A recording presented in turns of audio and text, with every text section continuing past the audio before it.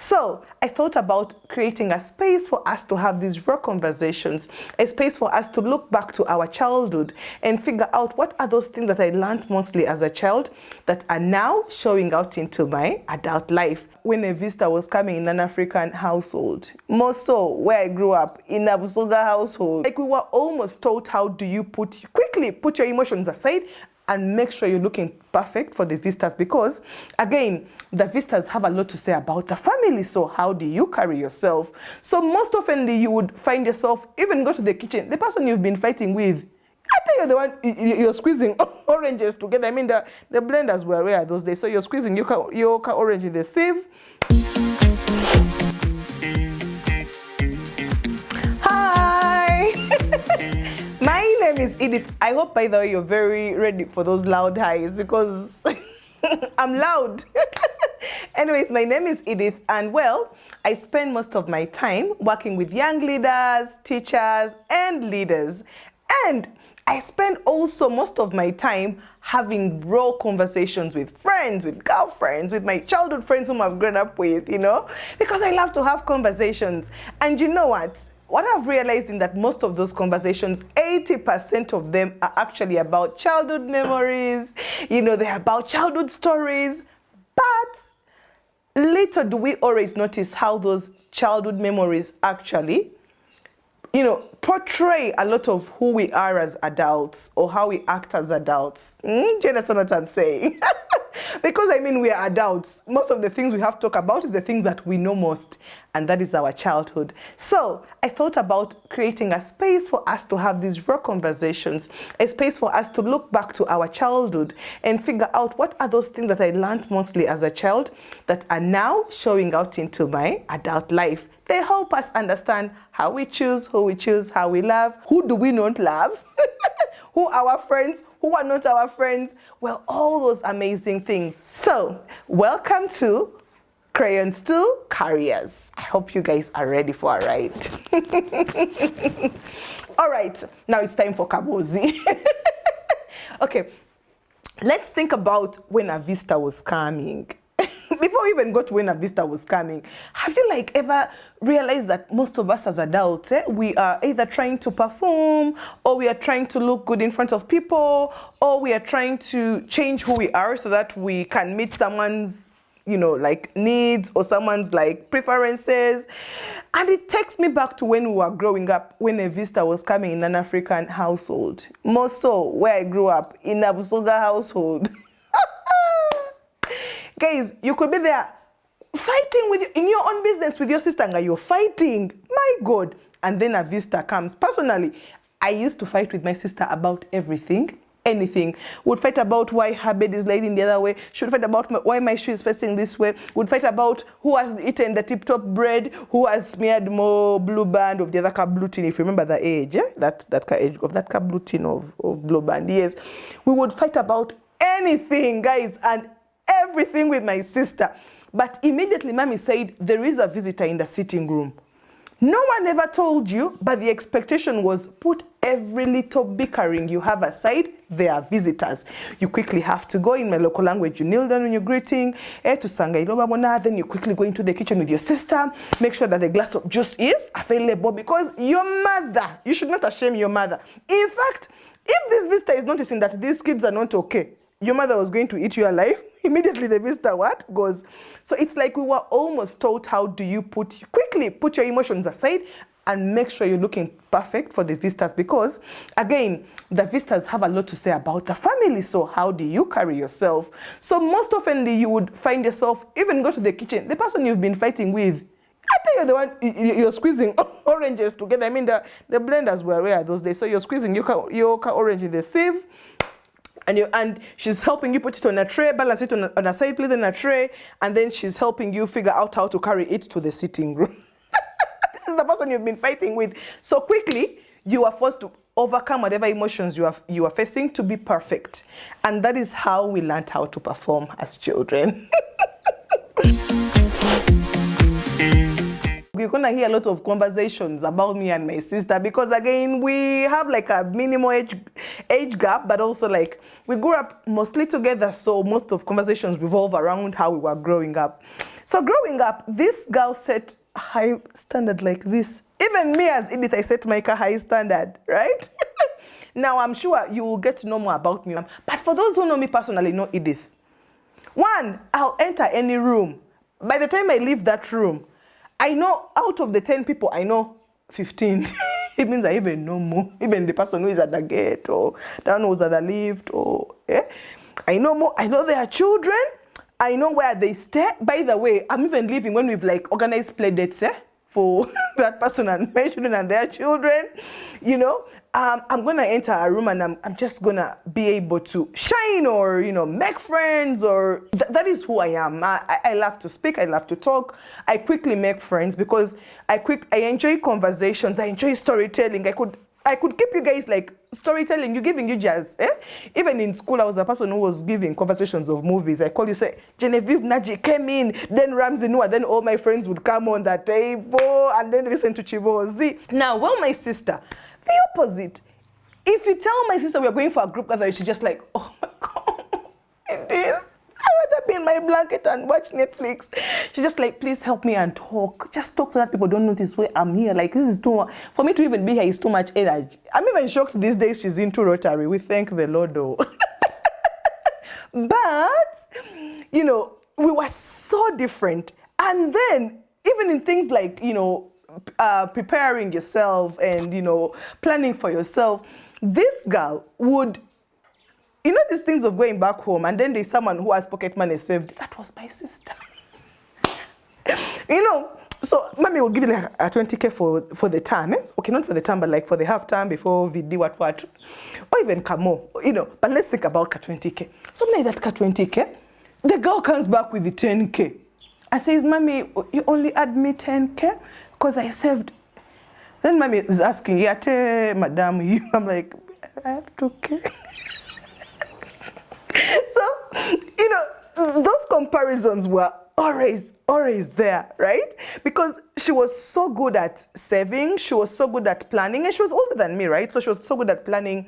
She knew that, you know, when the term starts, I spend on A, B, C, D. Me, I knew when the term starts, I spend on A, B, C, but I'm also spending with my friends.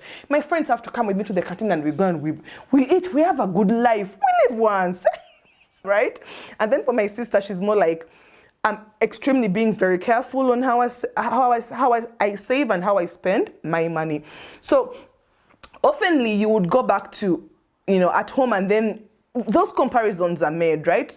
For example, me, I would shine at MDD. I would shine at public speaking. I was in choir. I was acing in choir like this. MDD, I'm the one.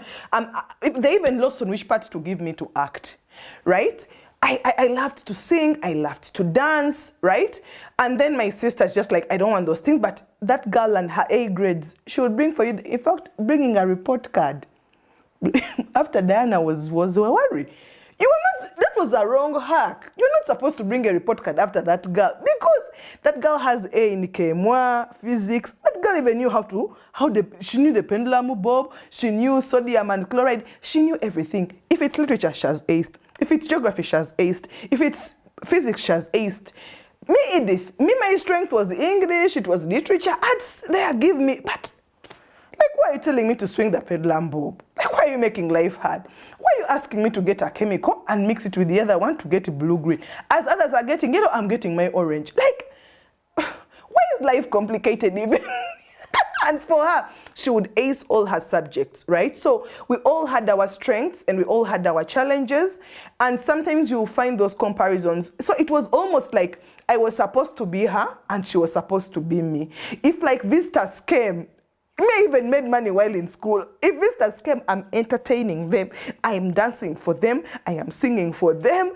I'm getting money. Then it's just like, oh my God, I don't think I have to do that. Mommy's just like, even you come. And people are like, hey, Bambi, I wish this one was like the sister. And me, I'm there shining until the report card comes. Then they are also equalized. So it was almost like we were supposed to be living each other's lives. But that was impossible, right? That was super impossible because, I mean, we were different people. So it was like the expectation was you were supposed to perform, to be like her, to fit into different groups, and even me, I was expected to perform to be like her, to fit into certain spaces, but it was not possible at all, right? And sometimes you would even find teachers at school say, I wish you were like your sister. They would also tell that I wish you were like your sister Edith. So those comparisons were horrible because no one like ever taught us how to shine for who we are without making comparisons. No one ever told us how not to perform. You know what, as kids, you know, most of the time we are told how to look okay and not to be okay. Most of the time as kids, we were told how to look okay, but not to be okay. You were supposed to be okay, but no one ever told you that how to be okay. If a visitor comes, do A, B, C, D. Whether you're feeling sick or not, my friend. Quickly, whether you don't like the visitor, how can you even not like the visitor? You know those aunties who you put on Aerosoft, the ones that come and you're like, well, she's here again. You were supposed to like her regardless. You had no say over she does what, over she abuses. Like, she's an elder, and that is it. So most of the times we were actually trained on how to live and feel things the way the world expects us to, but not the way we are feeling in that moment. And some of those things actually follow us through to life. Let's speak about adulting, about, you know, when we are into those rooms of opportunity, when we're into those relationships, we are into those friendships, how most oftenly we are asked to change, or we are expected. There's that silence. No one says it, but it's like almost the environment you're in is expecting you to change, to be like other people, or to change, to level up to some space, and you're not comfortable with it, right? But very less often are we actually told to leverage who we are to grow who we are. So into my adulting, I'm lucky to be in a workspace that, you know, supports you to discover who you are, what your strengths are, and then how you can utilize those strengths to increase your, you know, to increase your productivity. So personally, me as Edith, just talking, small talk. I mean, we are talking for a living. Anywho, so I have no problem with talking. I have no problem with expressing myself. I have no problem with making things happen. I have no problem with collaborating with people. But the thing with me being an influencer of sorts, it could almost be easy for me to let shine alone or take over a stage and give people or colleagues less time to actually shine, because naturally I'm, you know, brought up, or I'm naturally a person that will come out and, you know, I'm all out there, I'm ongoing. So one thing that I'm actually working on myself this year is make sure that I can only speak when I need to speak, but I should also speak but give other people the platform to also shine. So that does not mean that I should keep quiet on my opportunities because I'm there saying, Edith, be quiet. No. What our teachers were expecting us, be quiet in class. Muchalai, be quiet. Why are you talking? Because if I had stopped talking, I wouldn't even be using my skill set to make money.